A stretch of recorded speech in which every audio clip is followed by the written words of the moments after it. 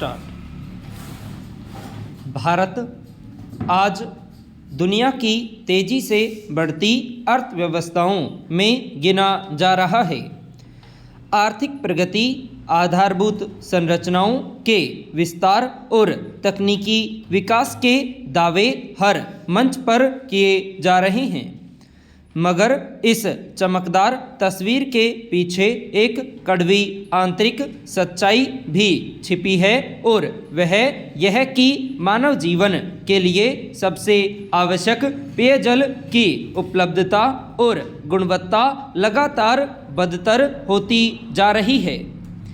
यह विडंबना ही है कि जिस देश ने विकास की ऊंचाइयों को छूने का संकल्प लिया है, वह स्वच्छ और सुरक्षित पेयजल के मामले में वैश्विक स्तर पर निचले पायदान पर फिसलता जा रहा है। पैरा।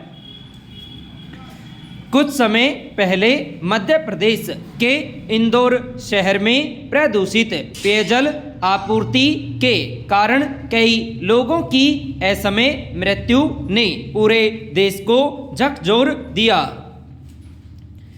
इसके तुरंत बाद गुजरात के गांधीनगर में प्रदूषित पानी से टाइफाइड फैलने की घटनाओं ने चिंता बढ़ा दी। यह समस्या केवल एक दो शहरों तक सीमित नहीं है, बल्कि पूरे देश में पेयजल की स्थिति गंभीर और चिंताजनक बनी हुई है। वर्ल्ड पॉपुलेशन रिव्यू की स्वच्छ जल रैंकिंग 2025 में 172 देशों की सूची में भारत 138वें स्थान पर है। वर्ष 2013 के बाद से देश की पेयजल गुणवत्ता में निरंतर गिरावट दर्ज की जा रही है। पैरा। बढ़ती जनसंख्या के साथ विकास का कथित मॉडल आज स्वच्छ जीवन के लिए सबसे बड़ी चुनौती बन चुका है। रासायनिक, औद्योगिक अपशिष्ट, चिकित्सकीय कचरा और सीवेज का गंदा पानी बिना समुचित शोधन के नदियों और दूसरे जल स्रोतों से सीधे जोड़ा जा रहा है। खेती, उद्योग और शहरी आबादी द्वारा पारंपरिक जल स्रोतों का अत्यधिक दोहन किया जा रहा है, बदले में उन्हें स्रोतों से प्रदूषित जल प्रवाहित कर दिया जाता है। यह स्थिति किसी सामूहिक आत्मघात से कम नहीं है। कभी कल बहने वाली नदियां आज गंदे नालों में तब्दील हो चुकी है। जो नदियां धार्मिक आस्था और सांस्कृतिक पहचान का केंद्र थी, वे गर्मियों में बदहाल दिखाई देती है। यही नदियां किनारों पर बसे शहरों और गांवों की आबादी को पेयजल उपलब्ध कराती है। ऐसे में मानव दूषित जल को शुद्ध करने के प्रयास में कमजोर पड़ता जा रहा है और अंततः जीवन से हारने लगता है। दूसरी ओर छोटी और स्थानीय नदियां अब बरसाती नालों के रूप में पहचानी जाने लगी है। पैरा। जल प्रदूषण नियंत्रण एवं रोकथाम अधिनियम 1974 और अपशिष्ट प्रबंधन अधिनियम 1969 जैसे कानून आज केवल कानूनी पुस्तकों तक सीमित होकर रह गए हैं। देश का लगभग 70% जल किसी न किसी रूप में प्रदूषित हो चुका है। विश्व स्वास्थ्य संगठन की एक रिपोर्ट बताती है कि भारत में संक्रामक बीमारियों का 5वां सबसे बड़ा कारण प्रदूषित जल है।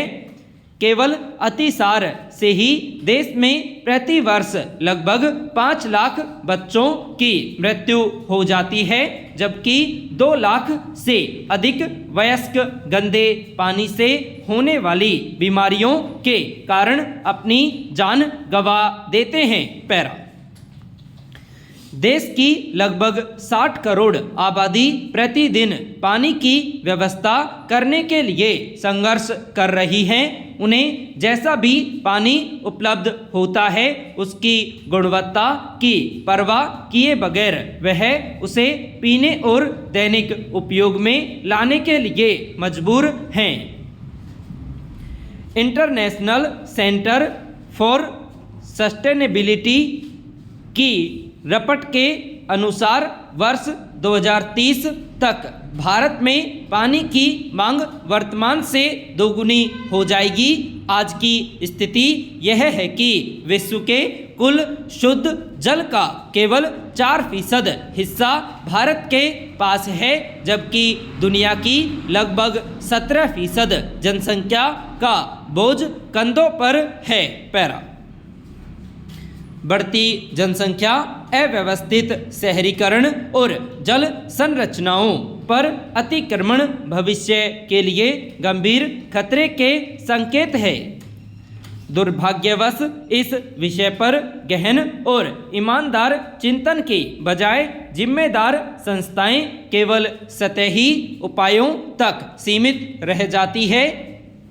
नमामि गंगे जैसे महत्वाकांक्षी परियोजनाएं गंगा और उसकी सहायक नदियों को प्रदूषित मुक्त करने के उद्देश्य से शुरू की गई, लेकिन अपेक्षित परिणाम आज भी दूर हैं। वर्ष 2017 में नई दिल्ली में आयोजित नदी दिवस पर नदियों के संरक्षण पर बड़ी बातें हुई, लेकिन 8 वर्षों में वह जमीन पर उतरती नहीं दिखी।